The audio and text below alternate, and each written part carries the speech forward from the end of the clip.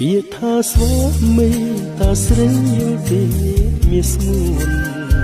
ចង់ពីប្រពន្ធនំនួនមានន័យយ៉ាងណា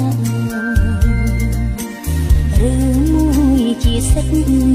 ស្វាមីបានដោយបទរា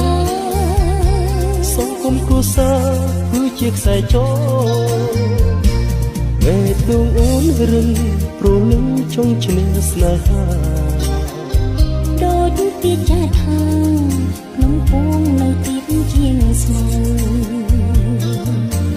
បងបានតែរូបកាយតែចិត្តអូនមិនបានទេទៅបងរងចាំនៅឈ្នះចិត្តស្នេហ៍បងជាស្វាមីស្រពីស័យអូនគុំស្រមៃថាចែកផ្លូវបានអូន